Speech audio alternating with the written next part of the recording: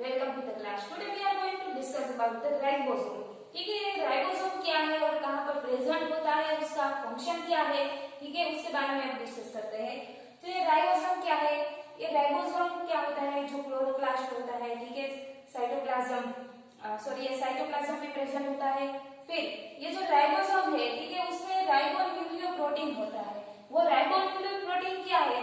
जो उसमें RNA present होता है और प्रोटीन, ठीक है, दोनों से जो मिलके कंबाइन होके जो ये आरएनए और एनआर प्रोटीन, ठीक है, दोनों को जुड़ के जो बनता है वो राइबोन्यूक्लियोप्रोटीन बनता है।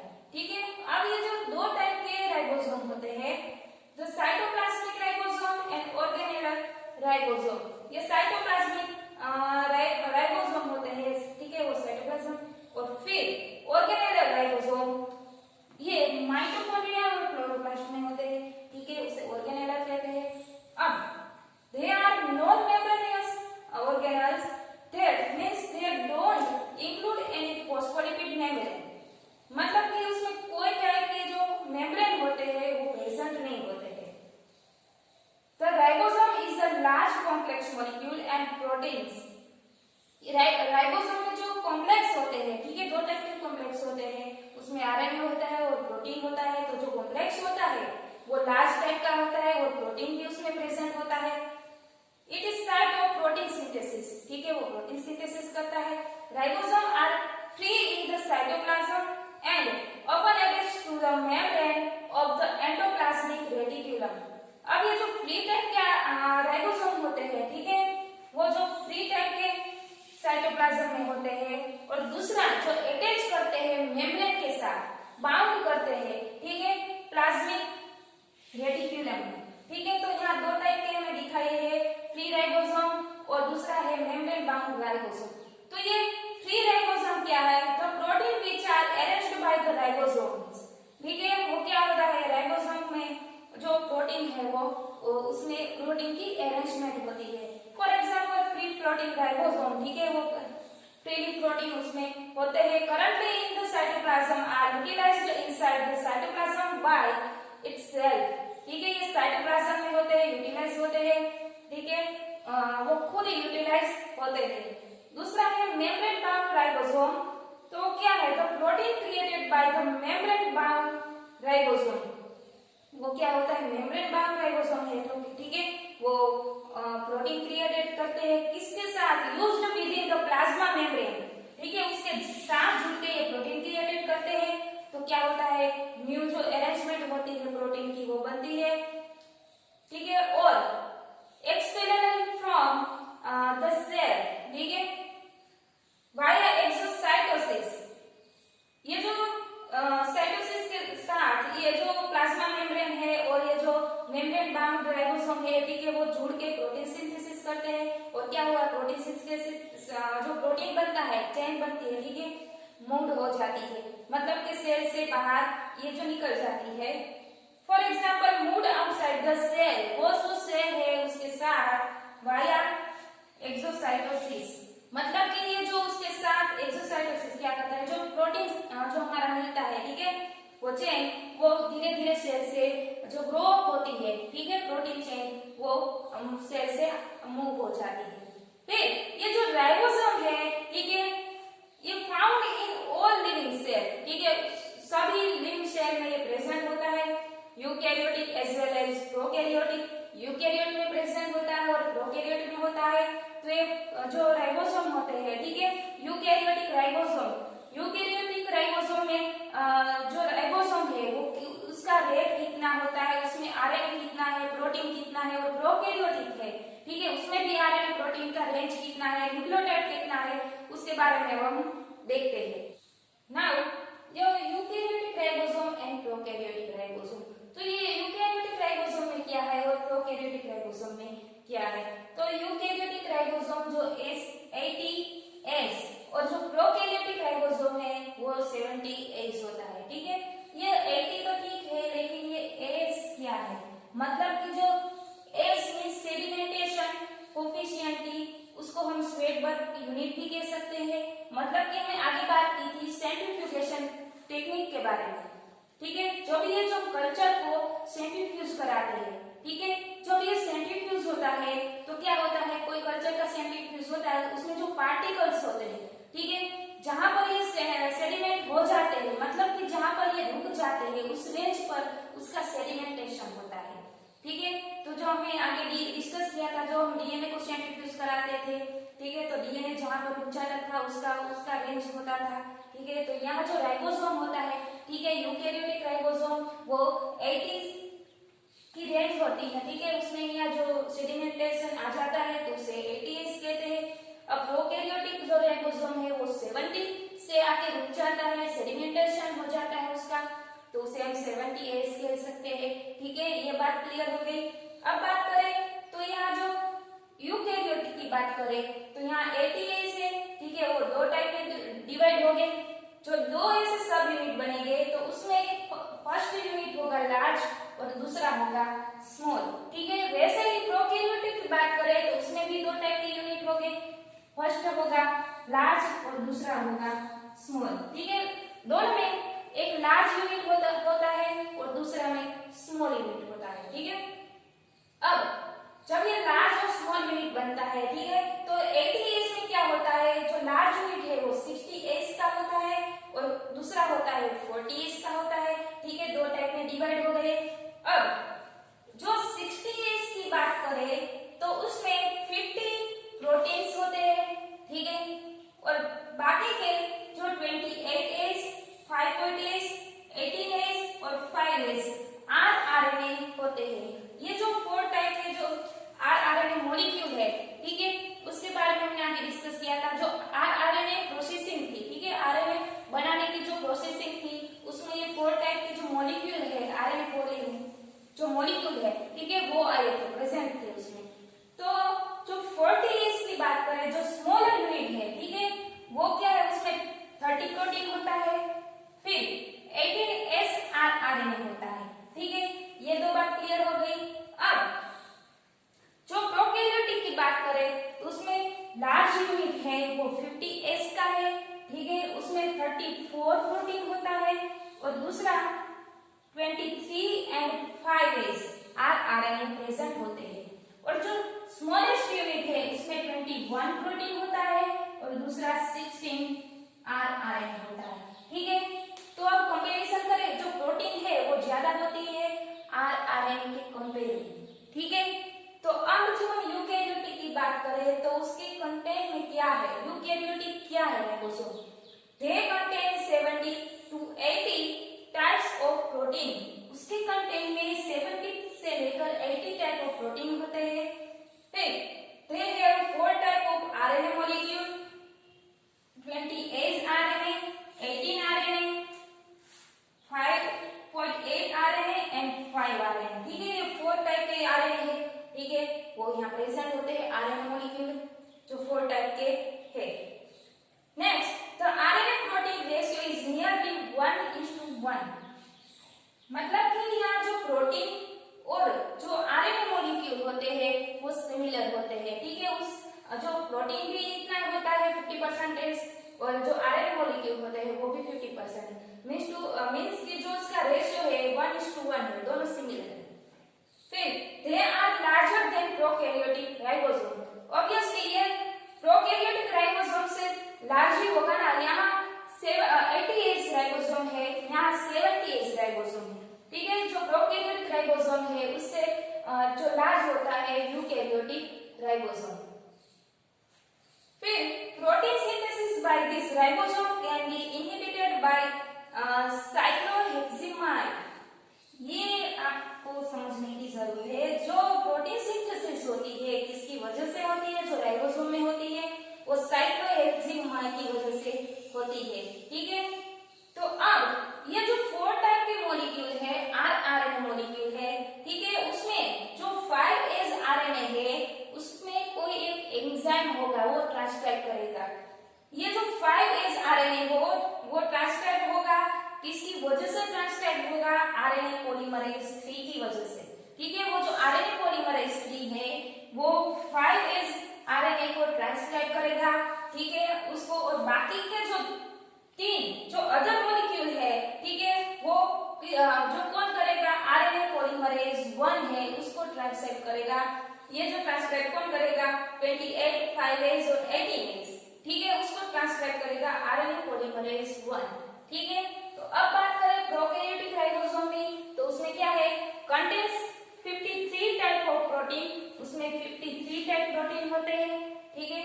They have 3 type of RNA molecules, 23s RNA, 16 RNA and 5 RNA, 23, 5s and 16, ठीक है। यहाँ जो 3 टाइप के यहाँ जो RNA है, RNA मॉलिक्यूल है, वो यहाँ प्रेजेंट हो गए। फिर the RNA protein ratio is 2:1। देखो यहाँ जो प्रोटीन है, ठीक है, वो जो RNA मॉलिक्यूल होता है उसके कंपेयर में दुगना होता है, ठीक है। उसके जो RNA मॉलिक्यूल होते हैं उससे डबल होता है प्रोटीन, ठीक है। इसके लिए उसका जो रेशियो होता है 2:1 होता है। फिर कंपैरेटिव स्मॉलर, ठीक है, ये जो यूकैरियोटिक राइबोसोम है उससे कंपैरिजन में ये जो स्मॉलर ही होता है। फिर बात करें protein synthesis by this ribosomes can be inhibited by chloramphenicols, ठीक है। ये जो प्रोसेस होती है प्रोटीन सिंथेसिस की, तो उसमें जो क्लोरोमेफिनिकॉल है, ठीक है, वो एक इंपॉर्टेंट रोल देता है प्रोकैरियोटिक में। और અહીંયા जो दो लेकिन यहाँ जो दो जो प्रोसेस होती है, ठीक है, उसमें डिफरेंस आ जाता है। प्रोकैरियोटिक में जो प्रोटीन सिंथेसिस होती है वो किसके थ्रू होती है, क्लोरोमेफिनिकॉल के थ्रू होती है, और यहाँ जो साइक्लोहेक्सिमाइड होता है उसके थ्रू होती है, ठीक है। अब बात करें जो हमने कहा था ऑर्गेनेलर और राइबोसोम होता है, ठीक है, वो ऑर्गेनेलर जो राइबोसोम होता है उसमें माइटोकॉन्ड्रिया क्लोरोप्लास्ट होते हैं। तो उसमें किस तरह के राइबोसोम प्रेजेंट होते हैं, तो क्लोरोप्लास्ट है, ठीक है, वो उसमें 70s राइबोसोम होता है। फिर माइटोकॉन्ड्रिया की बात करें तो उसमें 55s राइबोसोम होता है। अब जो आर्किबैक्टीरिया है उसमें भी 70s राइबोसोम होता है, ठीक है। तो ये बात हुई जो ये यूकैरियोटिक राइबोसोम और प्रोकैरियोटिक राइबोसोम है, ओके। नाउ अब राइबोसोम है, ठीक है, उसमें जो प्रोकैरियोटिक और यूकैरियोटिक है उसमें जो एवरेज होती है, ठीक है, वो कितने उसमें सेल होते हैं वो उसके बारे में यहाँ दिखाया है। तो फर्स्ट ऑफ ऑल देखते हैं the number of the ribosomes per cell varies, it may be 10,000 bacteria cell. जो प्रोकैरियोटिक होते हैं, ठीक है, बैक्टीरिया सेल होते हैं, उसमें जो उसकी स्ट्रेंथ होती है वो 10,000 या तो 20,000 होती है।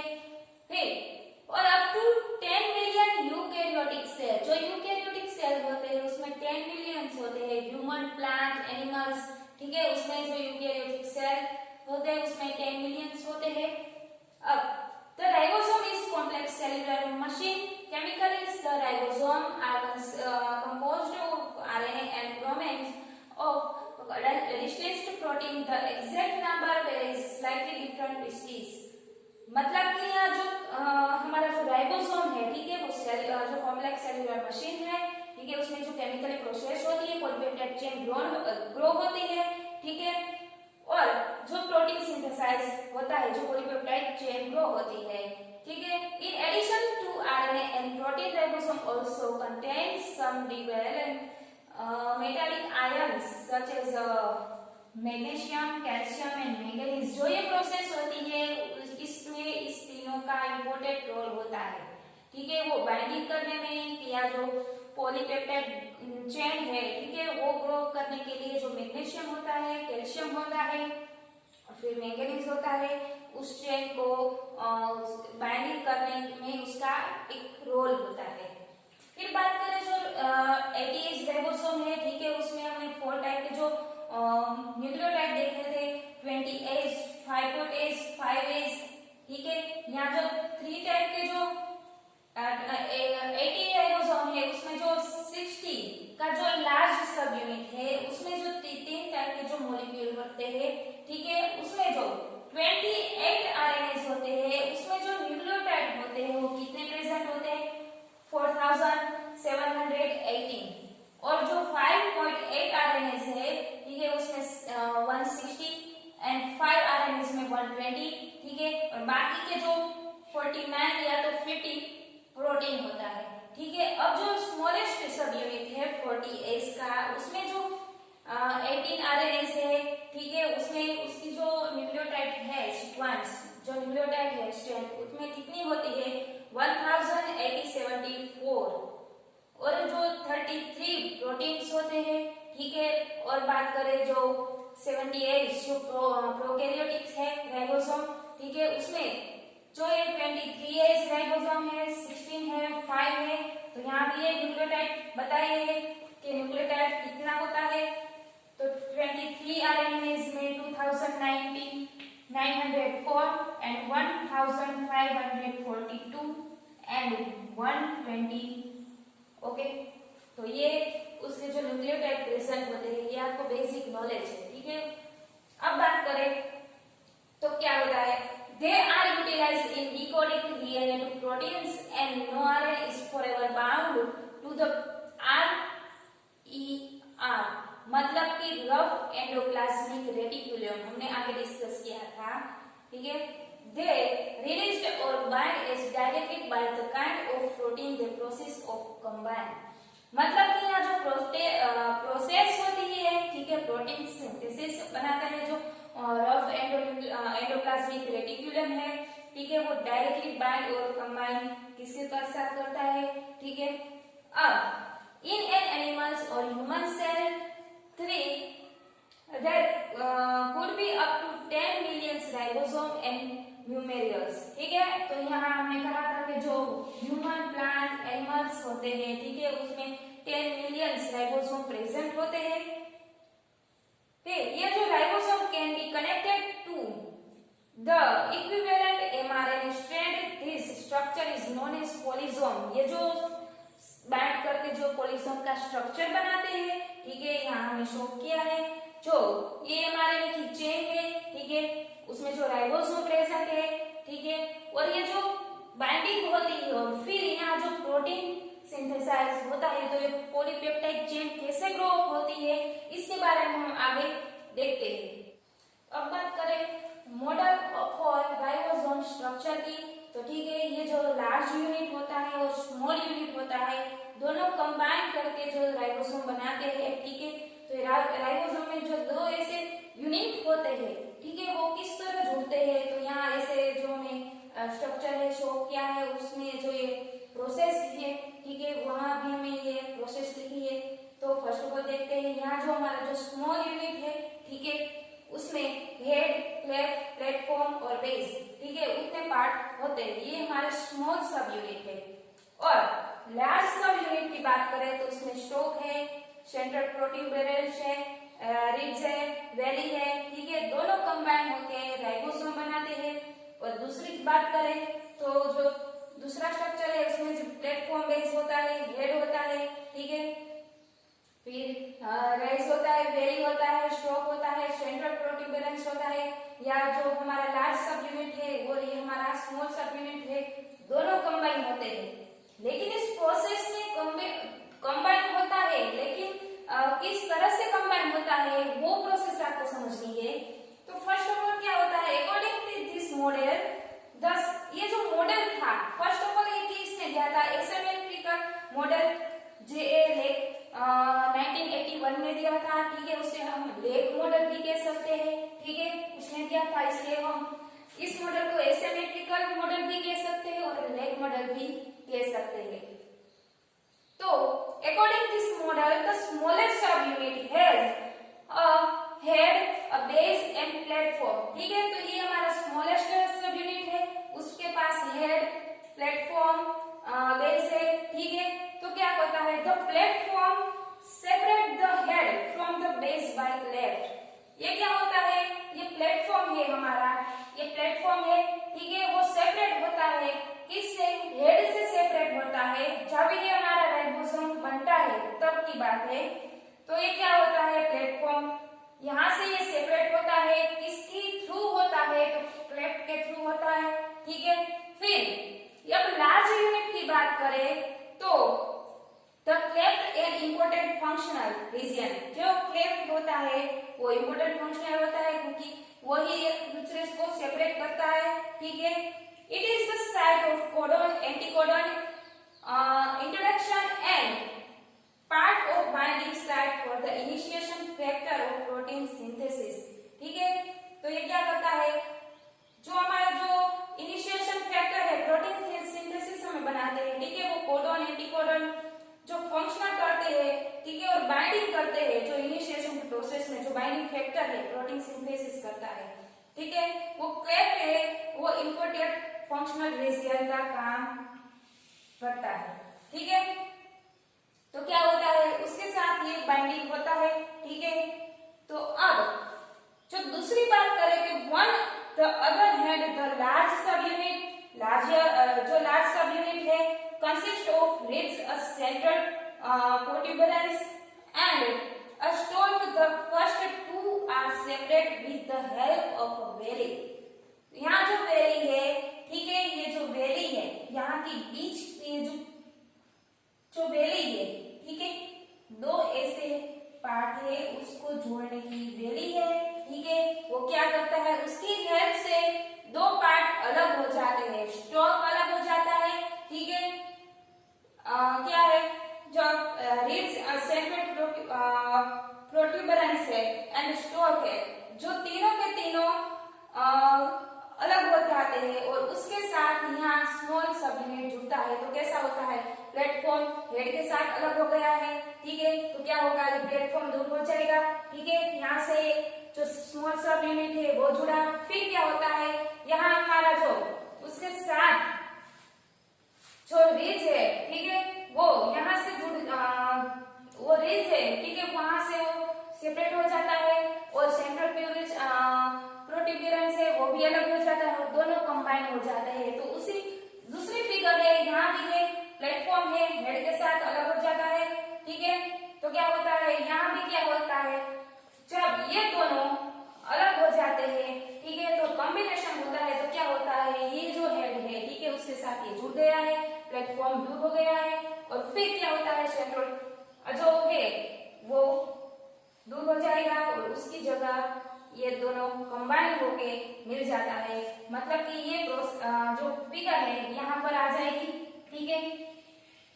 जो हमारा सेंट्रल प्रोट्यूबरेंस है, ठीक है, वो प्रोट्यूबरेंस है, वो उसकी जगह ये स्मॉल यूनिट उसके बीच में ये ऐसे बाइंडिंग कर जाएगा। तो ये राइबोसोम ए और राइबोसोम बी के बारे में, ठीक है।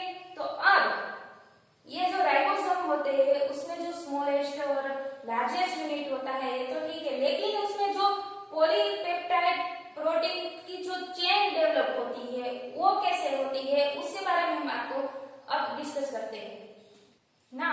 अब ये जो पॉलीपेप्टाइड चेन ग्रो कैसे होती है उसके बारे में हमने यहाँ जो फिगर है शो की है। तो फर्स्ट ऑफ ऑल हमारा जो लार्ज सब यूनिट और स्मॉल सब यूनिट है, यहाँ हमारा जो 40 सब यूनिट है, यहाँ 60 सब यूनिट है, ठीक है। ये राइबोसोम का स्ट्रक्चर है, मैसेंजर आरएनए हेड है, ठीक है। अब यहाँ से जो पॉलीपेप्टाइड ग्रोइंग होती है, पॉलीपेप्टाइड चेन है वो ग्रो होती है, ठीक है, एंडोप्लाज्मिक मेम्ब्रेन थ्रू। यहाँ जो प्रोसेस होती है हमें यहाँ ओवरव्यू बताया है, लेकिन उस प्रोसेस में कई ऐसे एंजाइम होते हैं, ठीक है, वो जो बाइंडिंग करते हैं। तो यहाँ जो 5 प्राइम से 3 प्राइम हमारा जो मैसेंजर आरएनए है, ठीक है। फिर यहाँ 3 ऐसे जो सब्सटेंस है, ठीक है, वो यहाँ जो एंजाइम है, ठीक है, वो यहाँ जुड़े हैं PEA, ठीक है। तो यहाँ क्या है, जो P है पेप्टिडाइल है, ठीक है, वो क्या करता है, जो टीआरएनए है वो बाइंडिंग साइड है, ठीक है, उसके साथ ये बाइंडिंग करेगा जो एमआरएनए के साथ, उसमें ये जो बाइंडिंग करता जाएगा। फिर हमारा जो ये ए है वो एमिनो साइड, ठीक है, वो क्या करेगा, वो भी टीआरएनए बाइंडिंग साइड करेगा, ठीक है, वो बाइंडिंग करता जाएगा। फिर ये जो हमारी जो पॉलीपेप्टाइड चेन है वो ग्रो होती जाएगी, ठीक है। पॉलीपेप्टाइड चेन ऐसे जो हमारा प्रोटीन है वो सिंथेसाइज होकर चला जाएगा। फिर हमारा ये जो ई है, ठीक है, वो ई क्या करेगा, एग्जिट साइड फॉर टीआरएनए। जब ये जो टीआरएनए होता है बाइंड हो गया फिर उसको एग्जिट करता जाएगा, यहाँ जो ई साइड है वो टीआरएनए को एग्जिट करता जाएगा। तो ये बात थी राइबोसोम की, ठीक है। नेक्स्ट लेक्चर में हम जो translation and post translation and modification के बारे में डिस्कस करेंगे. So guys, thank you so much.